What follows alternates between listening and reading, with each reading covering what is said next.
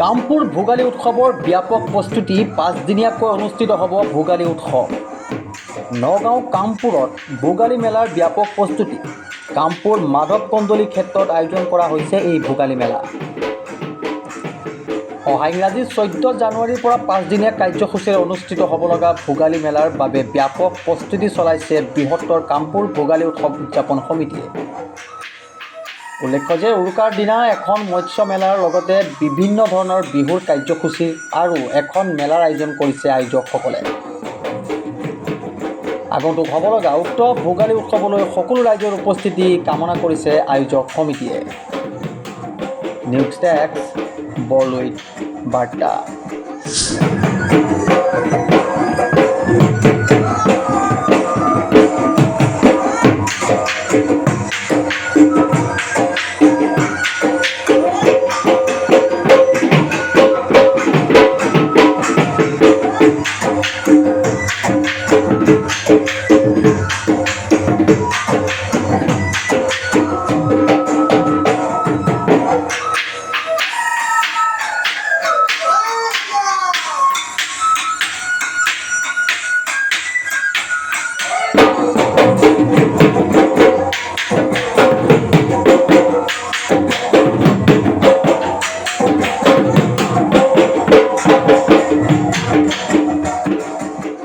বৃহত্তৰ কামপুৰ ভোগালী বিহু উৎসৱ উদযাপন সমিতি এইবাৰ 3য় বৰ্ষ।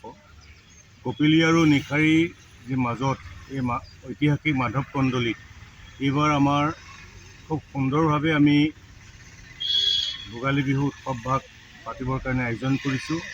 ইতিমধ্যে আয়োজন প্ৰস্তুতি প্ৰায় সম্পূৰ্ণ হৈছে। এইবাৰ প্ৰথম কাৰ্যসূচী আমাৰ 14 তাৰিখে উৰুকা। সেইদিনাখনি আমাৰ মৎস্য বজাৰখন অনুষ্ঠিত হ'ব। ৰাতিপুৱা খুব কম দামত আমাৰ মাছসমূহ যোগান ধৰা হৈছে।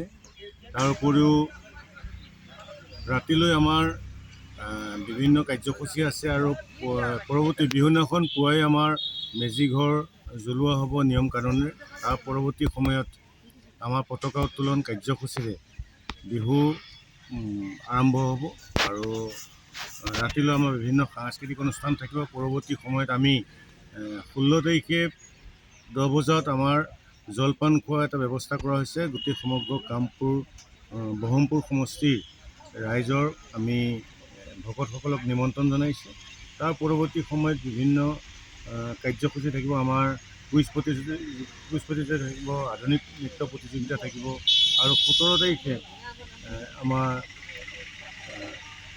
শিল্পী দিৱস জ্যোতিপ্ৰসাদ আগৰৱালাৰ দেৱৰ আমাৰ ফটোত মাল্যপন কৰাৰ পাছতেই তেখেতৰ গীতসমূহৰ আমাৰ প্ৰতিযোগিতা অনুষ্ঠিত। তাৰপিছত পৰৱৰ্তী ৰাতিলৈ বিভিন্ন সাংস্কৃতিক অনুষ্ঠান থাকিব। নিমন্ত্ৰিত শিল্পীৰ দ্বাৰা আমি এই কাৰ্যসূচীৰ আৰু 18 তাৰিখেও আমাৰ আমন্ত্ৰিত শিল্পীৰ দ্বাৰা আমি এই কাৰ্যসূচী ল'ম। গতিকে আপোনালোকৰ মাধ্যমে সমগ্ৰ ৰাইজক এই অনুষ্ঠান তথা কাৰ্যসূচীসমূহ উপভোগ কৰিবৰ কাৰণে আহ্বান জনাইছোঁ।